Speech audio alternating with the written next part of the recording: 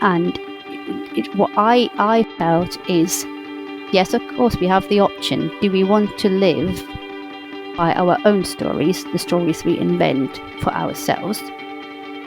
Or does God come to us and say, well, you live my story on my terms, and which is better? And I think that really is what we have to come to realize, that it is the greatest offer, the greatest gift. Hello, and thanks for joining in. I'm Jana Harmon, and you're listening to Side B Stories, where we see how skeptics flip the record of their lives. Each podcast, we listen to someone who has once been an atheist or skeptic, but who became a Christian against all odds. You can hear more of these stories at our Side B Stories website at www.sidebstories.com. We welcome your comments on these stories on our Side B Stories Facebook page or YouTube channel. You can also email us at info@sidebstories.com. We love hearing from you.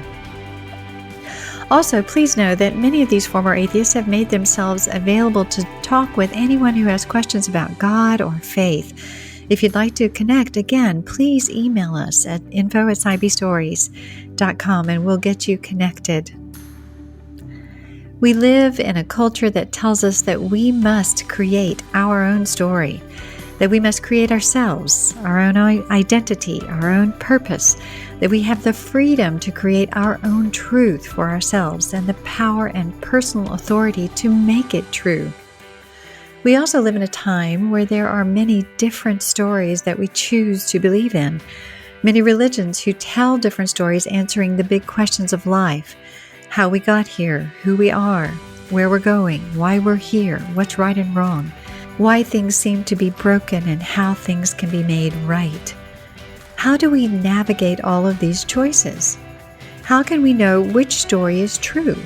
Not just true for ourselves as individuals, or even true for groups of people.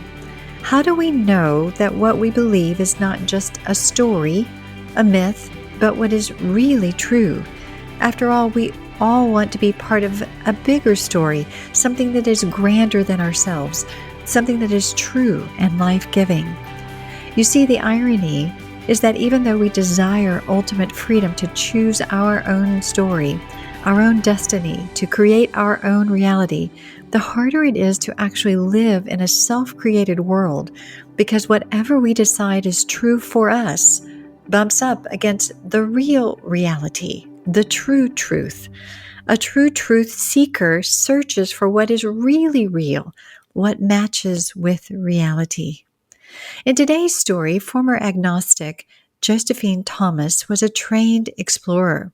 She knew what it meant to search through history and archaeology to find answers. She also explored different human stories throughout history, searching for the one true story that made sense of her life and of all of reality. She eventually found it in Jesus. I hope you'll come along to listen to her fascinating journey of discovery. Welcome to Side B Stories, Josephine. It's so great to have you with me today. Thank you so much for having me, Jana. Wonderful. Before we get into your story, Josephine, why don't you tell us a little bit about who you are, where you live, perhaps a little bit about your educational background, your family? Well, I live in southwest Scotland, about 3 hours south of Glasgow, but that's not where I'm originally from. I am actually from Germany, but I have been in Scotland for about 10 years now, and I live here with my family. I've got 2 young children. My daughter's about 5 and my son 18 months. And my background is really that I trained to be an archaeologist. I've got a PhD in archaeology. But I came to Scotland, worked with special needs people, and I met my husband here, and that's where I've been ever since. Yeah. Okay, that's terrific. So let's go back to your childhood. Tell us where you were raised. Were you raised in Germany, or tell us a little bit about what your world looked like as a child, with your family, with your culture, with religion? Well, I well, my background is German and Dutch, but I was actually born and brought up in Indonesia. So I was, born in Jakarta and spent the first 16 years of my life there. But we lived, in a sort of very expat, community. So my upbringing was, that my schooling also was in German and English. And so my family is really that I would say they were nominal Christians, at least my father's family. My mother's not at all. She's very agnostic, atheist, although maybe open to, supernatural, spiritual element. But so the main influence was really from my father. So he did introduce me to, the sort of Protestant Christian faith. So he would, pray with me at bedtime, and especially from my grandmother, she would really, she still had this very traditional, Christian faith, and she gave me an illustrated children's Bible quite early on when I was little, which I have to this day. So that is really actually where the main influence came from. And yet, of course, I mean, being in a predominantly Muslim country, I was very much exposed, to different religions and different, faiths. So I began to look at these things, from very early on and wondering about it. Yeah. Yeah. So yes, it sounds like you were in quite a fascinating place. Did you have any touch points with the religion and the religious tradition of what was going on in Indonesia, even though you were in this expat community and being raised in German and English and Christian? Yes, I did experience, lots of these things like that. For example, I mean, I knew what Ramadan was as a child. I would wake up to, the Muslim call for prayer early in the morning. And I also knew what Hinduism was to a degree, because when we went to Bali, I would see, this, the temples and everything, very much alive. But I think, with my family, it was very much in this sort of German Protestant tradition that I call it life insurance Christians. You sort of sign up for it, sort of to be sure, but you don't really engage with it very much, Did you ever go to Christian services, or did you have any personal rhythms of prayer, grace at the table, or anything like that at all? Not so much. I mean, I did mention the bedtime prayers, but they were very much sort of childlike, that you ask, God to watch over you, and, other things that you might want. Or also praying that animals are kept safe in their habitat and these kind of things. That was really what my father taught me to pray, but it wasn't really this sort of greater view or a world view that was went beyond that really. And I was then later on, I mean, I got baptized as a baby. And then when I was about 13, I did have some education, to get confirmed in the church. So that, interestingly, although my father doesn't really have an active faith as such, you do accept it, as something that, traditionally was done. But it is not really something that informs your life. It's not really something that you live with on a daily basis, that goes beyond maybe some sort of, oh yeah, Christmas, it's very secular, but you just have it in the background. And when I started going to this these classes once a week, which went on for a year, it was something that did spark my interest. So I began to take it seriously. It was something that I wondered about, because when I was even younger, I started to have these existentialist questions, that I remember saying to my stepmother,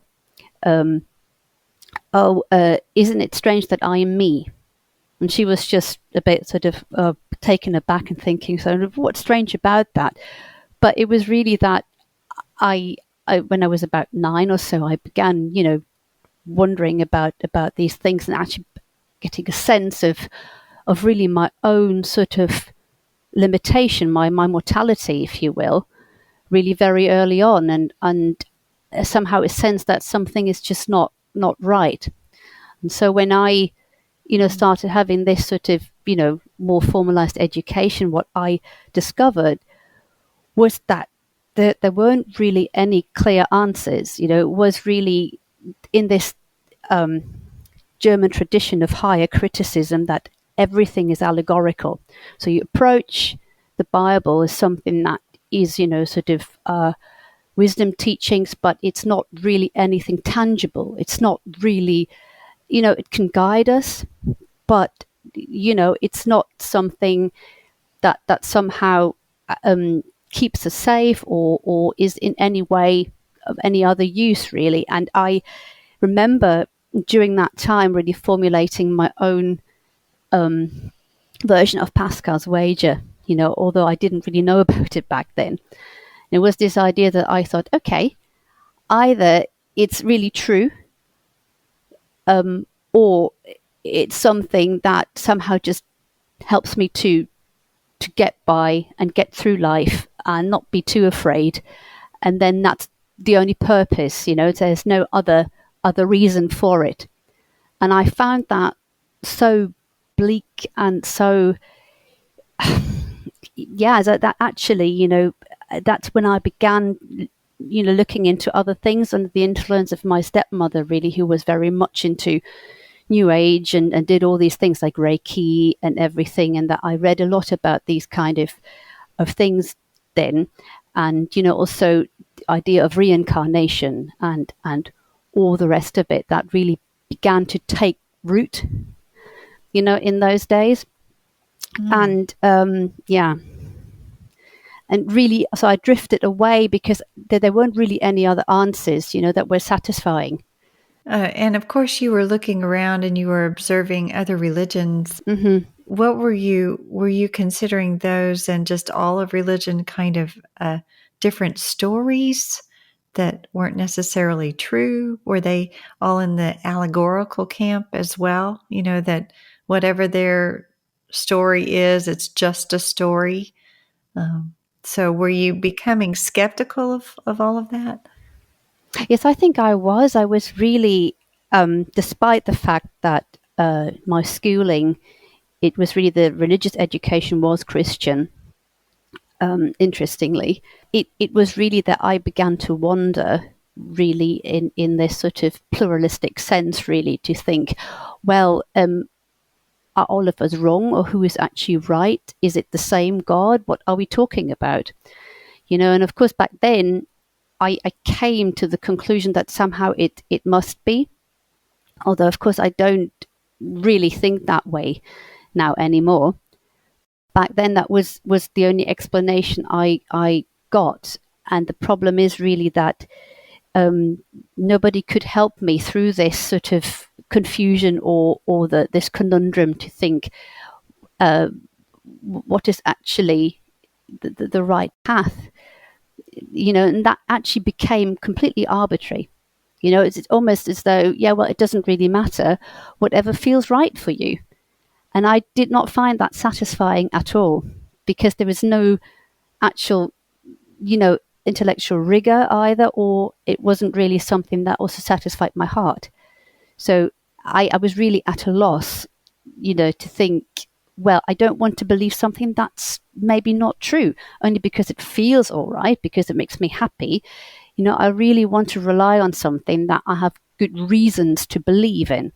So even as, say, you were a teenager and you began to become more invested in your mom's New Age spirituality or way of thinking, did you pursue that with some kind of rigor for a period of time and find that wanting? Or, was that something you just dabbled in and left behind? How did that look?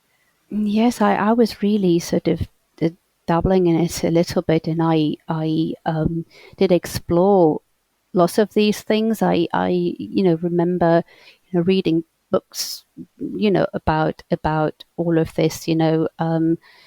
Also very much self-help books. About reincarnation, about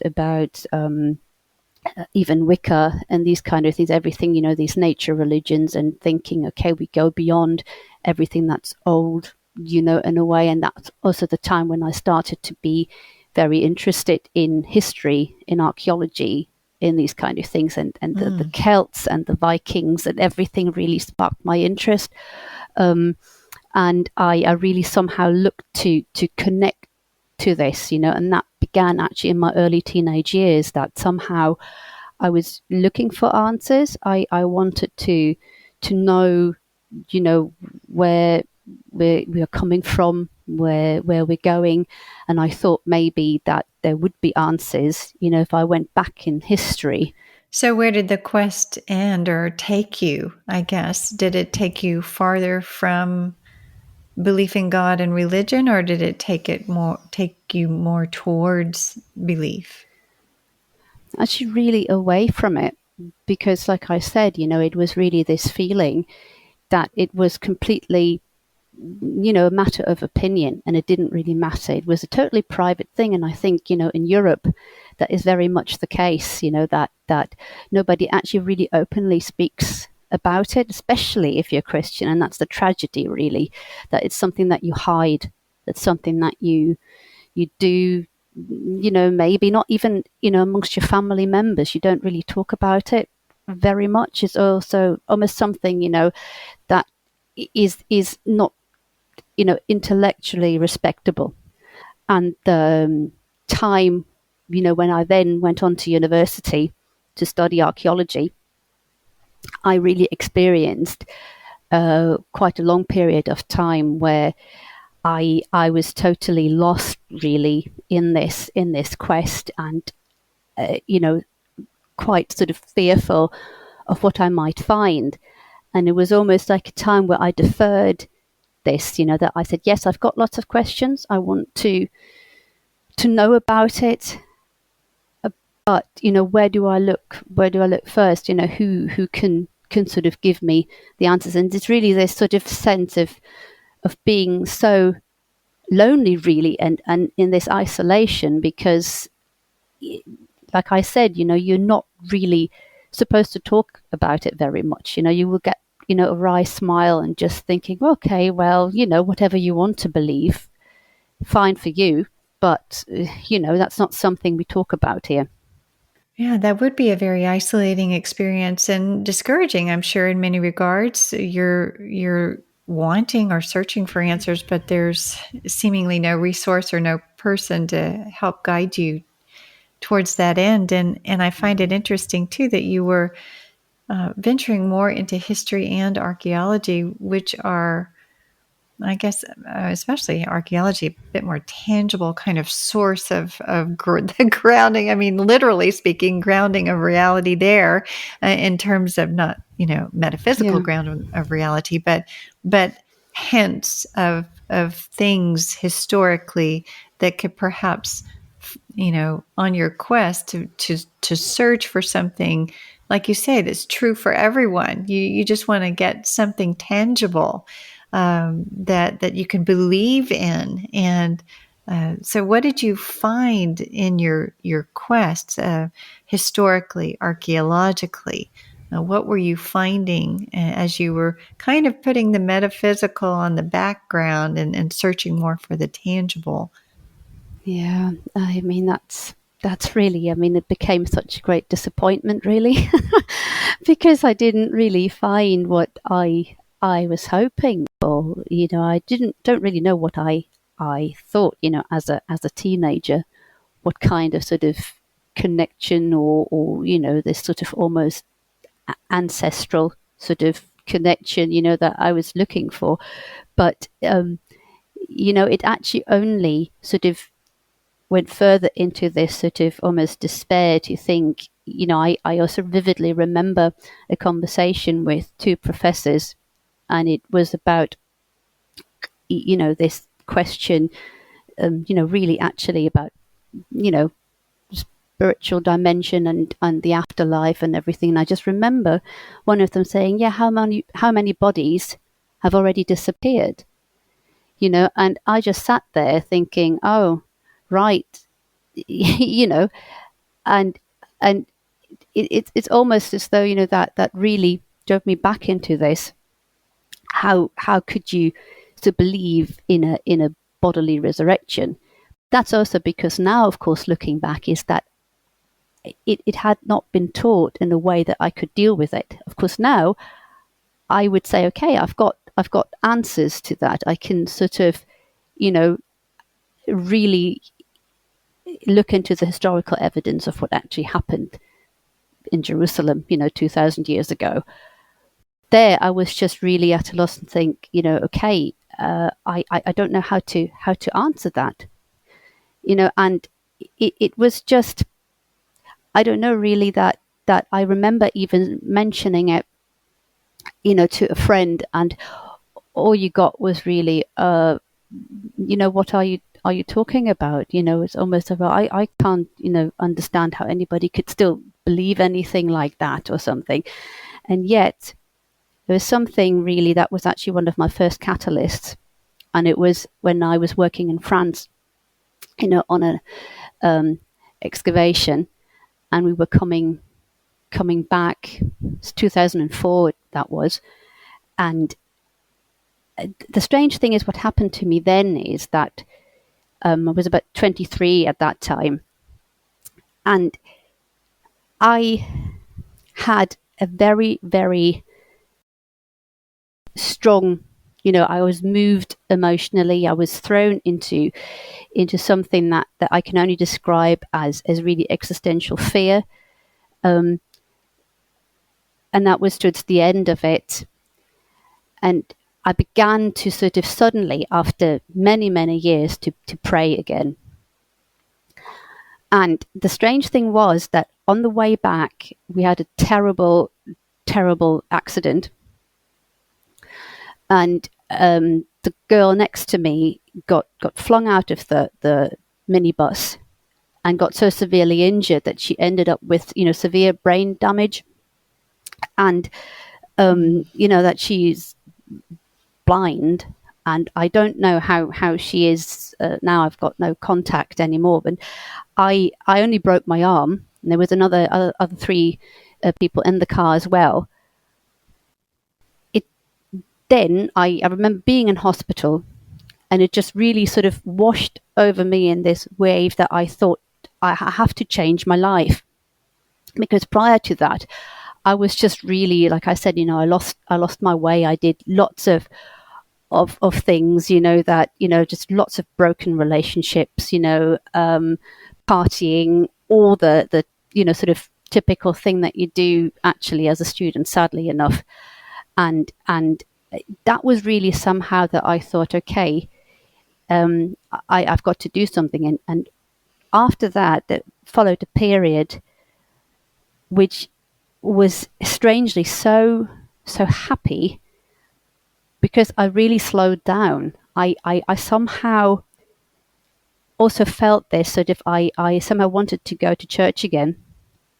And then when I did some research into my master's thesis, I went to Hungary, and then I remember it was very cold in Budapest then. And the interesting thing is that the professor who invited me to do the research left a note in the hotel room with a list of different services I could go to.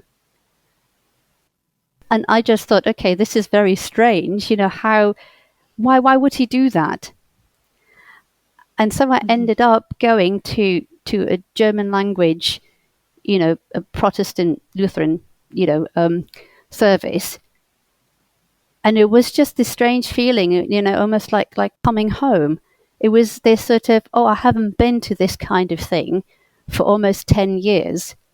This is just, and I just said, well, why, what am I doing here? And then I even slipped into an Orthodox service just out of interest, and I was absolutely blown away. I thought, this is amazing, And like I say, I mean, it was really then that I took a few very sort of reluctant, very hesitant steps that I thought, okay, somehow is pulling my heartstrings. What is this? What is this? And unfortunately, that I still had a very, very long way to go. So I wasn't really actually totally converted, convicted there and then. So I actually really have to say I slipped back into very bad habits, and I was just, unfortunately not. I did not stay in that sort of, healthy environment after that. Yeah. So that's very interesting. So you were kind of on this path of discovery, but you weren't finding anything, and it sounds like you were just, it's not that you were closed off so much, but that you just could never find truth. You couldn't find the answers. You were agnostic, I guess, and open, skeptical, agnostic, or, I presume as an inquisitive person, you were still questing in a sense through your studies and all of that, but just really not finding or landing anywhere. And then this car accident happened that was very unsettling, obviously, that caused you to rethink, and that you were open towards going to a church service as something that was familiar. Obviously, again, I'm impressed that you were still willing to give God or religion or something a chance. No, I think what happened is really that prior to that, I did realize that I really was on a path to, that was quite destructive, really. I thought I could do it all myself. I could somehow, find answers elsewhere. I was just really filling myself up this God-shaped hole with all of these kind of distractions, just and I was craving relationship. The strange thing is that prior to this accident, I had this sort of feeling already that somehow of this impending thing that I needed to sort out. And I'm not saying that it's of course directly related, but it is very sort of coincidental that somehow this trigger came and is just slapping me right in the face. And I think sometimes this happens, in our lives, that it's, I think C.S. Lewis said it, that pain is God's megaphone. You are just really, you have to do something about it. Come on, I'm calling you. Where do you stand? What do you want? Where are you? And, you can't put this off any longer. And I'm feeling so terrible now looking back, because I think he needed a few more calls, to somehow say, look, you're still not here. Where are you?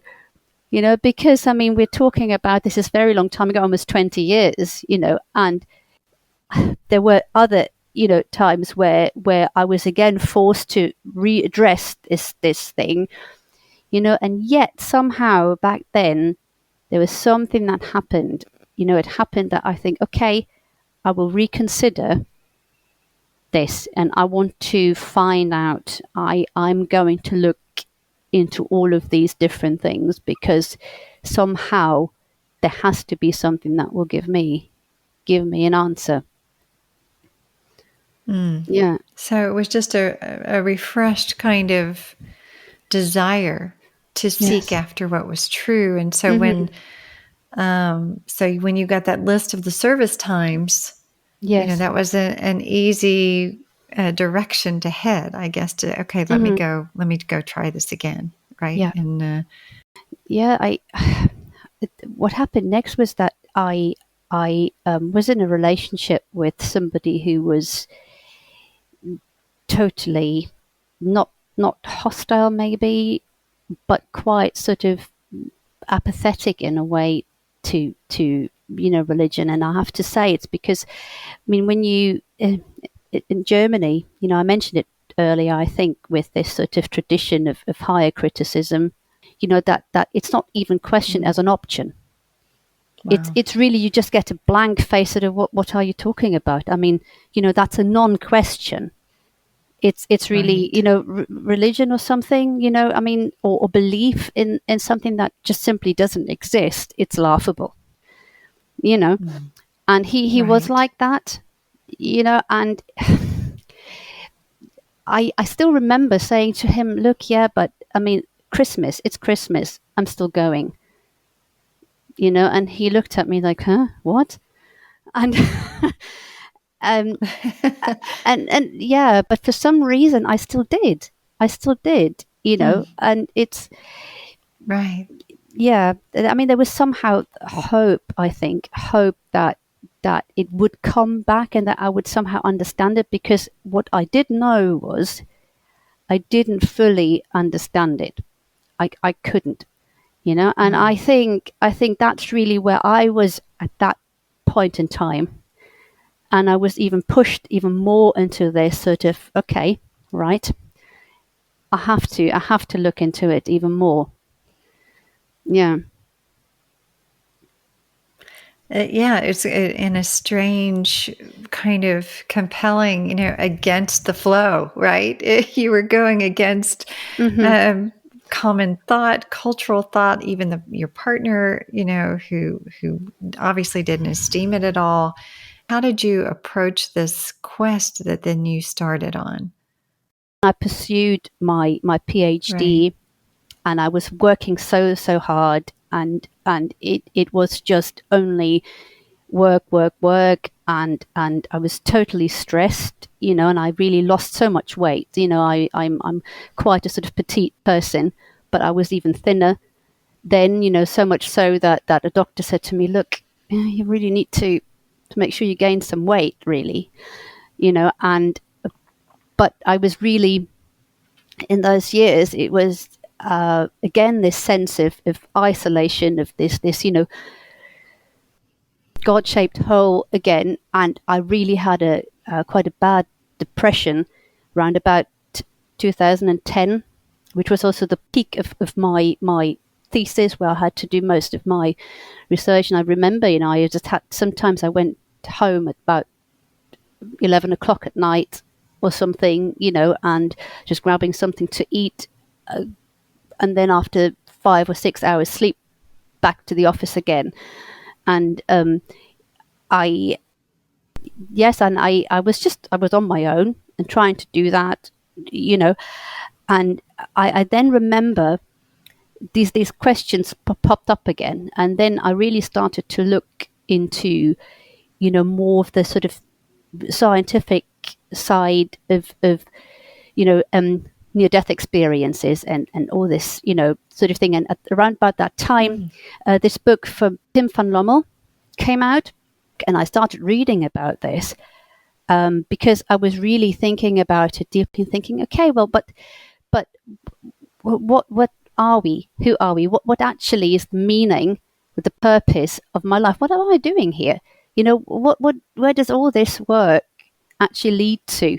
And actually, all I was so, Mm. craving for a family, and I just thought, at that time I was in my late 20s, and I thought, okay, am I ever going to experience motherhood? Am I ever going to actually find this what I actually want the most?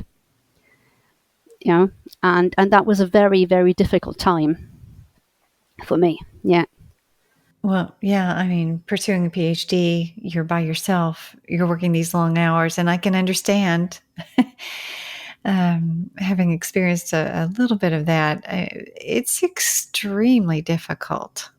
And I can imagine too that it would be exhausting and causing you to question, even the work, the purpose of the work itself. Where does it Yes. fit into everything? Is it worth it? Is this meaningful really? And then your own life, why, what is happening in my own life? What is meaningful? What is your purpose? And those big existential questions are in us all, and sometimes circumstances bear those out, right? The pressure comes of life, and you're trying to figure out, well, what really is all of this. And so I can see where it would kind of bring those bigger questions to bear again. So walk us on from there. How did you deal with those big questions and that difficulty? Apart from really looking into this sort of what I just said about, near-death experiences and all these kind of things, I found myself in the sort of, again, in a more sort of new agey spiritual section of the big bookstore. And Okay. yes, because that is really, in our culture, what really jumps at you. That's really what is even there, before you actually get through to, you have little religious, sort of, or Christian bookshops, but they are somewhere tucked away and you don't see them very much. And I think at that time, it wasn't really very much of an option because of my experience in my teenage years, that it was only something that is maybe valid to live, for us to live a decent life, but it doesn't give us any other hope other than that. It's almost this sort of, social justice gospel, which is great only if it's in the context of true Christianity. That's what I would say now. Because if you sever it from its roots, it's just like a flower that wilts, and it's just, it's not really rooted. It's not the true vineyard, I really think, looking back, it does enable me to see where these different things are coming from, because I explored so much of it. It helps me to have this understanding, I think, at least to a degree, where I can say, no, I can really explain. I have reasons to say, no, this is false.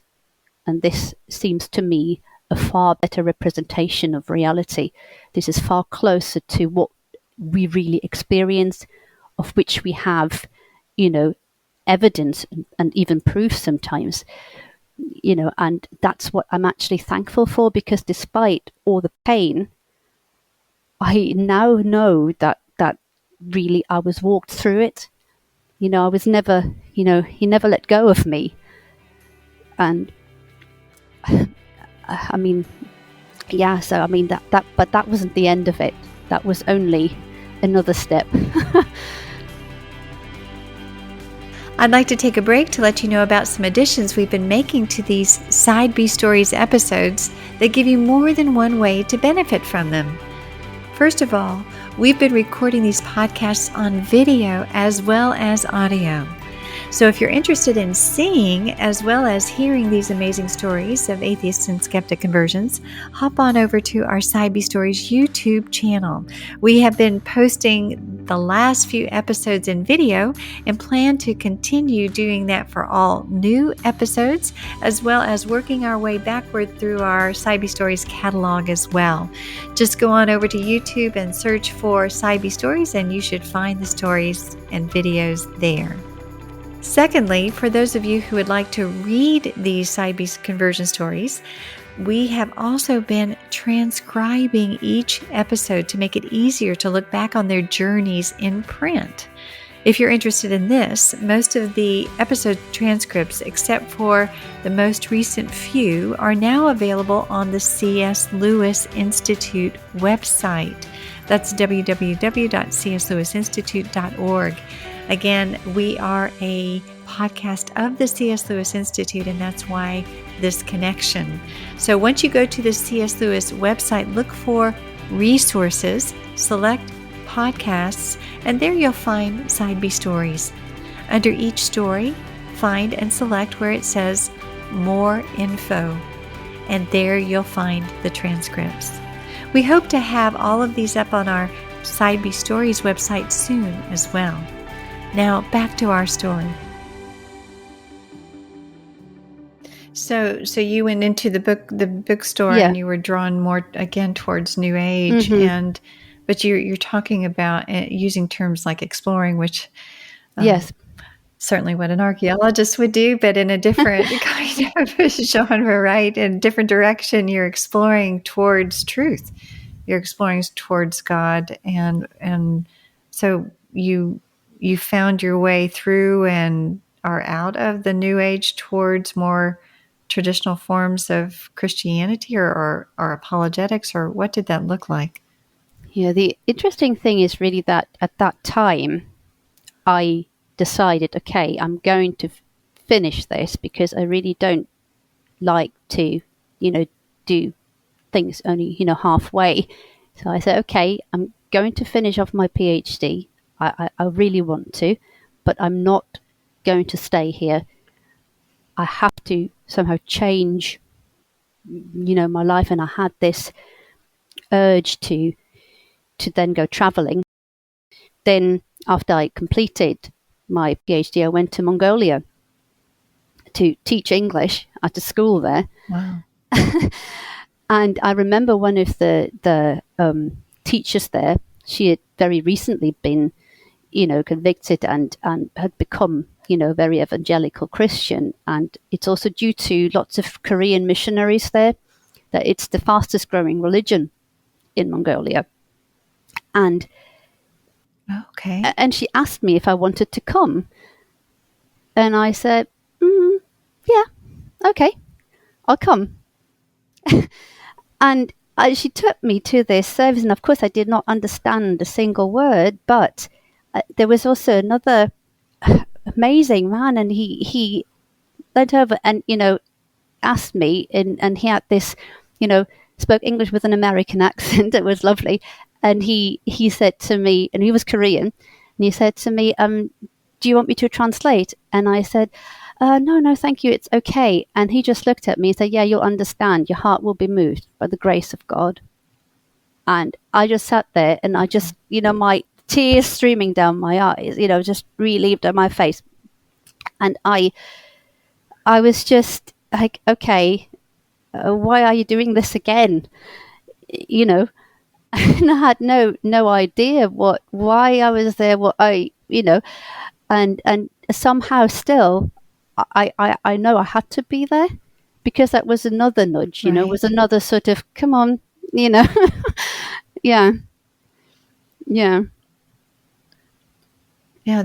So you found yourself in a Mongolian Korean church. Yes. And not understanding the language, but understanding that somehow God was pursuing you, even there. Yeah. So then, did you keep going there? Did you want to talk more about it? You obviously were touched emotionally by it. So, yeah, I think what happened? The very biggest problem I had was this cultural notion that I think I mentioned earlier, that it's A, just opinion, B, it's all equally valid, and it's a totally, sort of private matter, and it doesn't really matter, really. You justify your sin in a way that I could do whatever I like. I don't really have to realize that I'm imperfect. It's this sort of the lies that are fed, that we are perfect just the way we are, we can do no wrong, and, God loves us anyway. But it is, of course, a bit more complicated than that. I didn't really understand that I had to take that step and say, look, I've messed up, I'm a sinner. Do you still want me, or what do I do? And that's really where I was at the time. It was just, a wake up call, but I was still hovering the wayside, really. Okay. Yeah. So the almost pluralistic ideas had somehow still invaded your understanding of what all of this was about, and that there was a sense that you could still kind of do your own thing and be okay. even in terms of, I guess, the God that you were finding in this Korean community. So yeah, and I think we're all guilty of that in some way, Yeah. wanting it to be our way, rather than perhaps the way of the Lord, which is the way, right? So, Yeah. so walk us on from there. How did you negotiate this process? Well, I then took that step because I knew I could not stay in academia at that time, around about 30. And I really thought, okay, I really need to change something. And as I went on traveling, I then actually met two American girls who worked with me on a organic farm in the south of France. And one of them said, "Look, I mean, I think Camp Hill community, that would really be something that you would like, you know." And I said, "Really? What's that?" So it was really working with special needs people, and it had been set up by German refugees in the 1930s.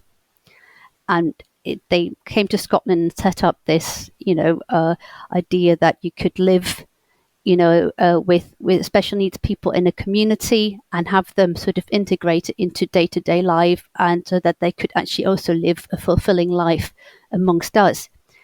And I wrote to them, and they said, "Yeah, great. When can you start?" Oh, okay. I just packed my bags. I packed my bags and ended up, in the northeast of Scotland, near Aberdeen, and in this community, and signed up for a year as a volunteer. It was the best thing I ever did, because that's where I met my husband. Yeah. Well, what an amazing, I mean, it's a huge or tremendous shift in Mm. not only from your work in archaeology, but to another part of the world, and doing something that was completely self-giving, completely selfless towards these, I guess, special needs people. So what happened there in that environment? Obviously, you met your husband, but Yeah. how did that shape or form your views of God and yourself? Yeah, the interesting thing is too that being there, I also met, a girl who's now really my best friend, and she is from Romania. And somehow there was a little church not far away from the farm house, where this community was set up. And I asked her around about Christmas time, "Would you like to go to the watch night service?" Which is a beautiful, thing they do here. That on Christmas Eve you go about half past 11 at night, and you sit, and just the candles are on, and the traditional carols are sung. And I just felt, and that's really the little baby steps that I thought, okay, I'm really going to do this now. I really want to give it another go. And because I was really sitting there thinking, now it has happened so many times. I will now really not just stop going, and I will really try again. So again, another touch point in your journey. But how, or at that time, were you wondering or convinced that it was more than just another story, another religious story like all the others? Or was there something tangibly different? Again, as a historian, as a thinker, as an archaeologist, and you were searching for truth and what is not only historically true, which the Christian religion purports to claim that it is a falsifiable, historically grounded religion. Were you looking in those terms, or just kind of more spiritually? I've just decided that I'm going to pursue this. How did you navigate that? I think I was still caught in this web of well, it's something that is totally sort of allegorical. It's something that is actually a good story that could work. And I was actually, I would say, almost afraid to find something that would disprove it, and Right. You didn't want to look too closely. yes, yes. And yet, of course, I mean, the interesting thing is we still got married, in a church. And despite the fact that my husband would say that he's not, a practicing Christian, but he would still say he would defend, the Christian values and everything, like nothing else.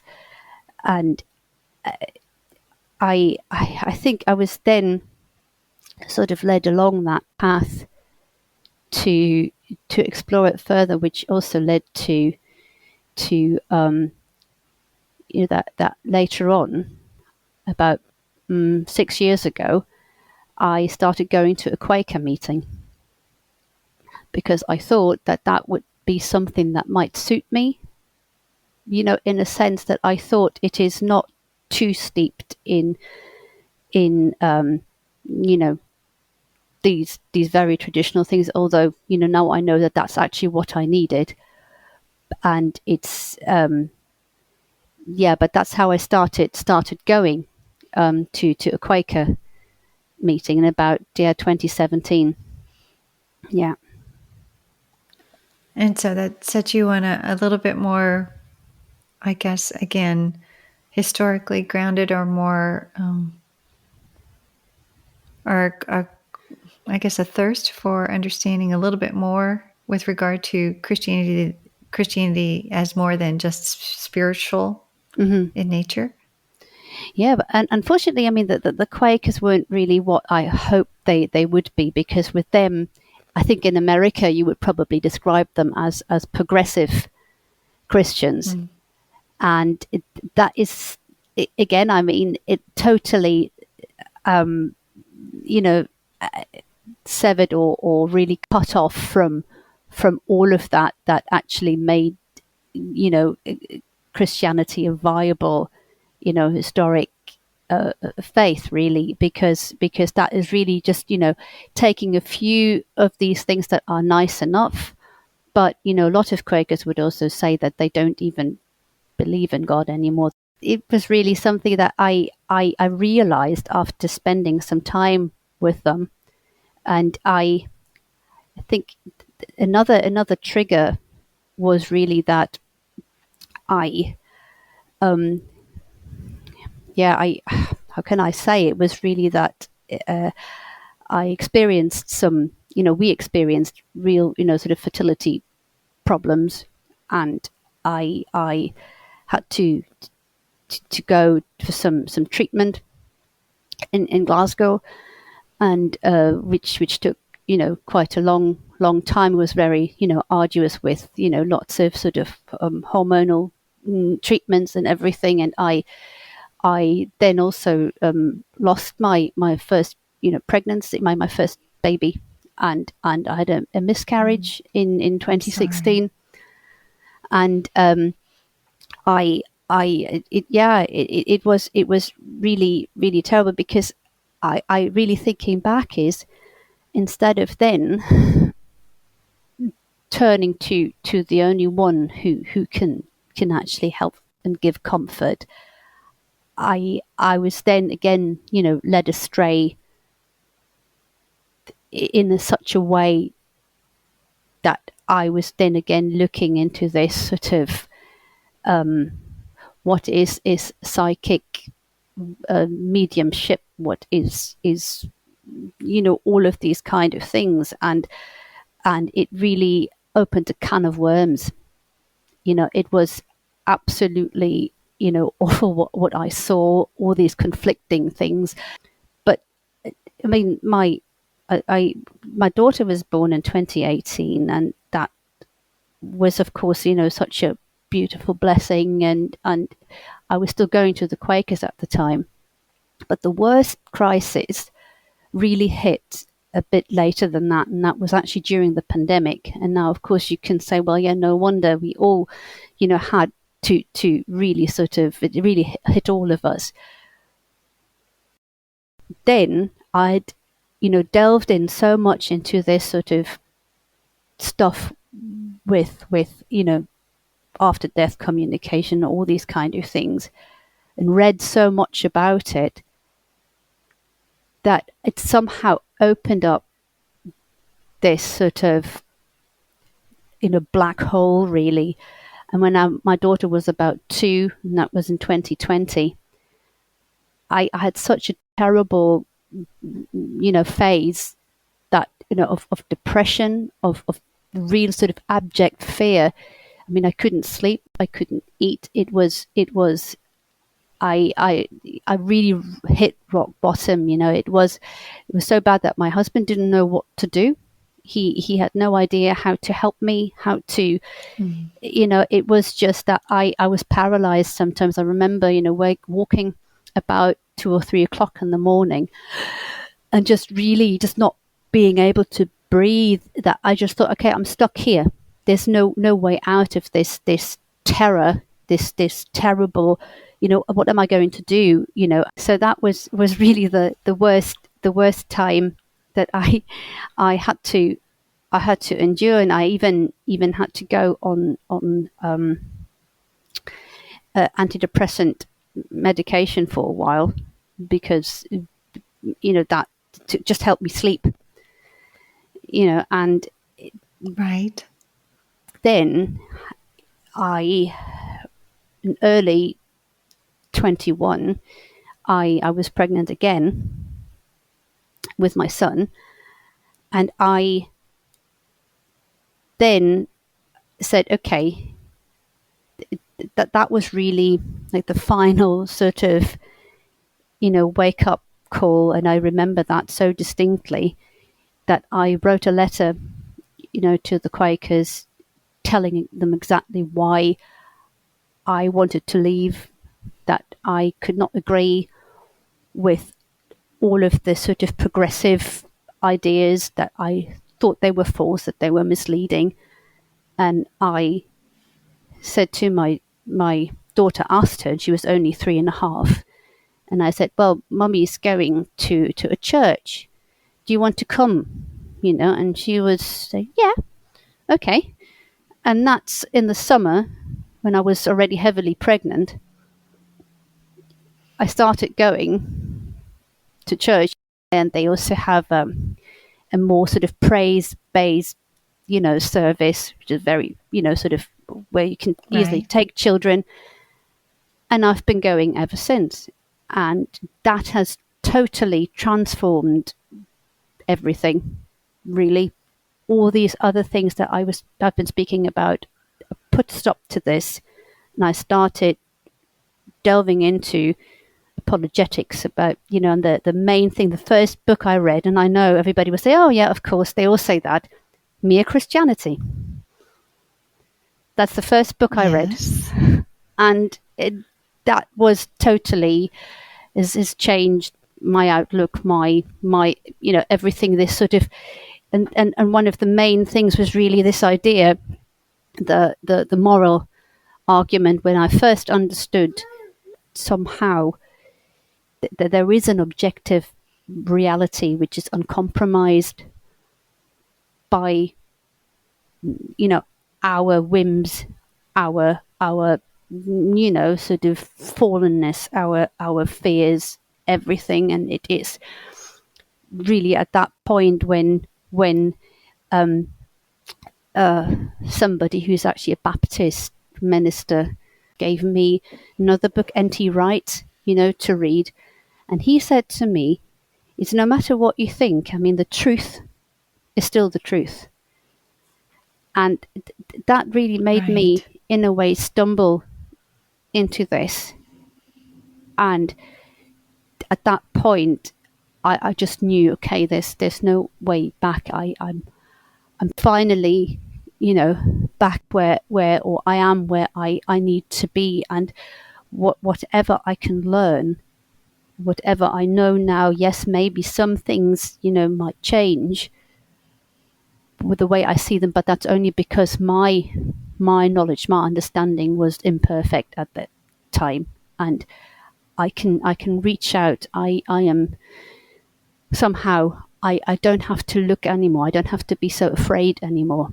I'm not alone. So through your reading through C.S. Lewis's Mere Christianity, and T. Wright, I presume, is that the work on the resurrection or Yes. of Christ? Mm-hmm. Was yeah. So that was, I guess, as a historian, you could have appreciated the historical verification, in a sense, and the consensus among historians of what actually happened with this person dying and rising. You had mentioned earlier in the podcast that someone had mentioned to you about people dying and I not rising. I'm not sure. Yes. I The, don't forget. how the bodies disappear. I mean, I'm now thinking, well, yes, of course the body disappears, but there is a resurrection body, and that's different. That is amazing. That's and the sad thing is that was never spelled out properly. There was no way that these central tenets, these central creeds on which Christianity rests, were ever really sort of talked about. And I just think, well, why? How is that possible? Really, when I read C.S. Lewis, when I read N.T. Wright and lots of others, Tim Keller, and I went through all of them, I thought, why hasn't anybody ever said this? Why has never anybody actually told me when I was in my teens, when I had to know this? And I think the beauty is this, which I actually shied away from, this physicality, the sort of that actually, and God said, it is good, that the material universe is actually good and it needs to be redeemed. So it sounds like in your journeying, you actually found not only the truth, the person of Christ, but you found truth that adequately and fully explains what we experience in reality, not only the physicality of the world and our own bodies in connection to the Yes. soul, but it actually it provides those big questions that you were asking earlier, meaning, purpose, why am I here? What am I doing? Is it meaningful? And it's all connected to the person, the resurrected person of Christ. All of reality points to that person and point in history that affects all of history, including our own lives. So it sounds like to me that you were searching spiritually. You were finding kind of things that weren't exactly spot on, but you were realizing that you were yearning, you were craving for truth. When just give me what's true. And you went on a search, an intellectual search that helped bring everything together into, sounds like a very cohesive, coherent view of yourself and reality and Christ. And that you said you found kind of that, as an archaeologist, pardon the analogy, that rock, that you were searching for something solid, something in which you could ground your life, which you could see all of reality coming together, and that it is uncompromising. I mean, that once you find that something that is solid, that is absolutely true, you can't pretend otherwise. And it sounds like it's actually transformed your entire way of thinking about yourself and about reality and about Christ and your own spirituality, that he is worthy of giving your life to, because he is the truth, right? What an amazing story you have. It really... Go ahead. It's absolutely. I mean, I was just going to say about when people say, yes, it's a story, but we all live by stories all the time. I mean, that is how we are as humans, and there's a reason why God has given us this story. And there's this important thing that, again, C.S. Lewis, how he said, it's the true myth, and it's actually happened. And what I felt is, yes, of course, we have the option. Do we want to live by our own stories, the stories we invent for ourselves? Or does God come to us and say, well, you live my story on my terms, and which is better? And I think that really is what we have to come to realize, that it is the greatest offer, the greatest gift. And it seems like a sacrifice. But actually, like the Lord said, if you give away your life, you will get it, or if you try and hold on to your life, you will lose it.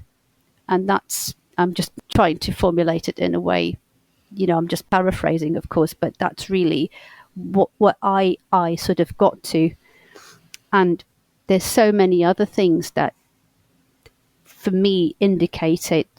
Also, if I try and speak, to others about it, even though I haven't really done a very good job yet about this, to actually really, really lay out, why I believe what I believe, but, and doing what I do now, and learning from people at, the Oxford Centre of Christian Apologetics, to be trained to make the case more effectively. Because sadly, I think we are now at this point that we can't say that we can relate to the Bible, because the attacks on it's just, that I really think that what the prophet Isaiah, what he said, that, woe to those, who call evil good and good evil, who put darkness for light and light for darkness, and so on. That's really where we are now. That is just, so difficult to maintain that, but it is not impossible. Right. Wow, what a journey you've been on, Josephine. I mean, truly such a journey. All over the world, and even looking at different faiths and religions, but you landed on something solid. Obviously, something that has changed your life. For those who are spiritually open or are curious, how could instead of like you said, I wish at age 13 I would have had. I would have known of maybe C.S. Lewis or N.T. Wright, or all this, the wealth of knowledge and really justification for the Christian worldview. I wish, you said, I wish I would have known things like this. I mean, it might have saved you a lot of time, a lot of wandering. Yes. So how would you commend somebody who is a seeker, who actually really wants to know what is true? Yes, I've thought a lot about this, lately, because I think, apart from hearing, a lot about, the problem of suffering and evil in the world, it's also very often that you get to hear that the hiddenness of God, that you think, well, why doesn't he do this, or why doesn't he do that? And I think I would lead, in a conversation around, just along three different paths, science, history, and our own personal relationships. And I think I would point out how, even science is hidden, that we need to discover, the language by which, natural laws work, and that it's like turning pages in a book. We never know, the full story, because we aren't in a position, to do so. It's like, we've been written into the story. We are agents, but we're not, the creator. And the same applies to our own relationships, because that's something that really struck me, that I thought, okay, how can you expect to know the creator of everything if you can't even really plumb the full depth of yourself and of those closest to you. There's always something that you do not know that comes and takes you by surprise, and it's the mystery of the self and the other, and that's how I see it. And we seek this in the Christian worldview. If we seek a relationship with reality as it is, then that is of course difficult, and it must be hidden, because how else would it be? It's impossible to get the full picture, and if we did, it wouldn't be God.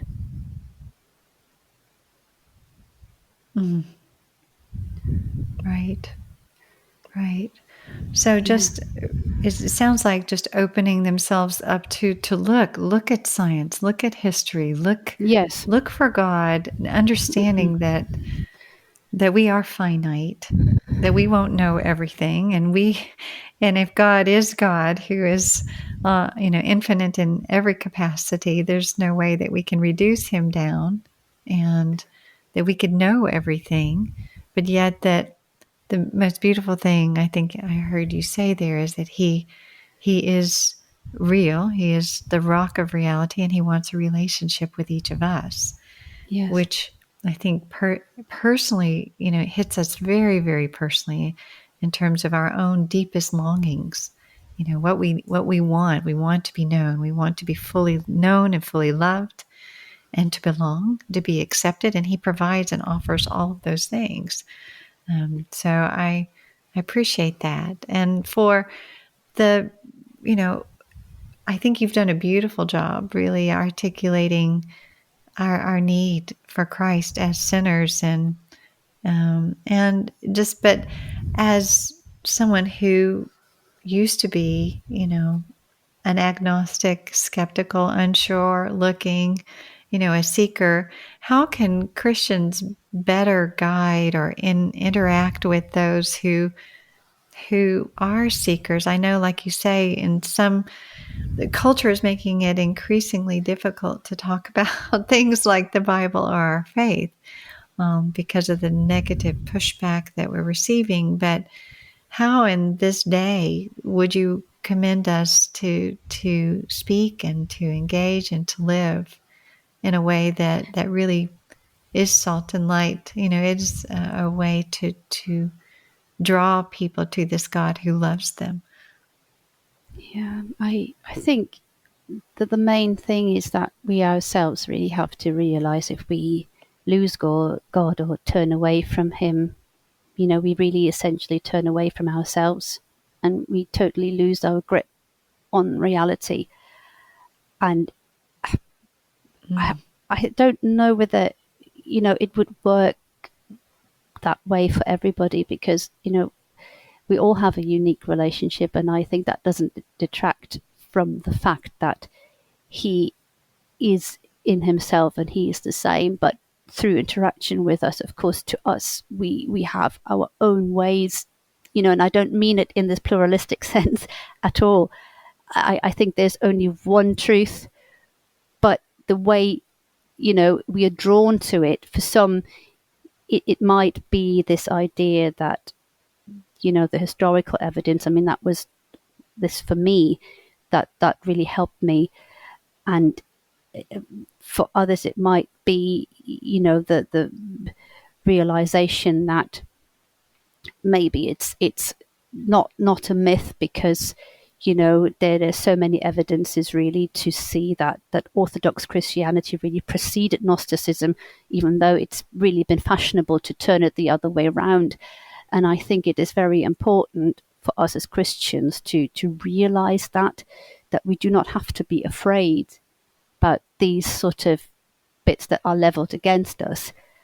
And also, the other main thing is to the cost of discipleship, to really know that what faith is. It's not sort of believing in imaginary things or to sort of somehow to just make you feel better or something, but it does come at a cost. It is hard. It's not going to get so easy and somehow, miraculously, your life turns into this sort of blissful existence and you don't have to work at anything anymore.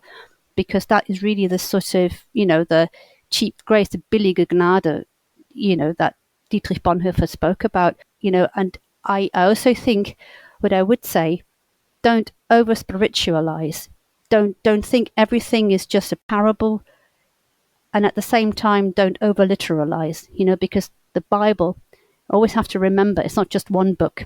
It's over 60 different books. It's different types of literature. Some are allegorical, some are historical reportage.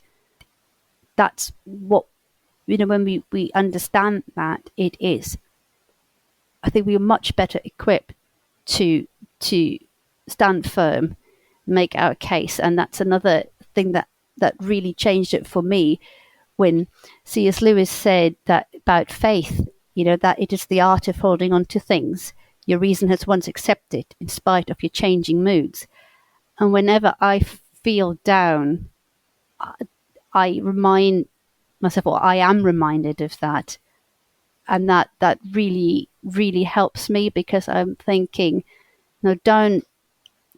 I mean, sometimes it's really just, some good food, a good sleep, and a cup of tea. And then you sort of, that's really, because like I said, this wonder that I've now experienced to fully accept myself as both, or mainly actually a physical being in the first instance, which then has been given this marvelous, amazing thing, this connection in the spirit, that just really to see that is how it works. And I mean, that's also something that we can see in science, all the things that point at that is the reality. It's not this sort of, what I've seen in these new age and everything, it just doesn't work. It's not like that, and I think that really gives me such confidence now. No, yeah, that's wonderful. Josephine, what a full and rich story you've given us today, and what beautiful words of wisdom, really, here wrapping it up at the end. I think if we've heard anything from you, is that you have gone on a long journey to find the true story, much like C.S. Lewis, right? It took him a while. He moved through all kinds of ideologies, and until he landed on what he felt was undeniable truth.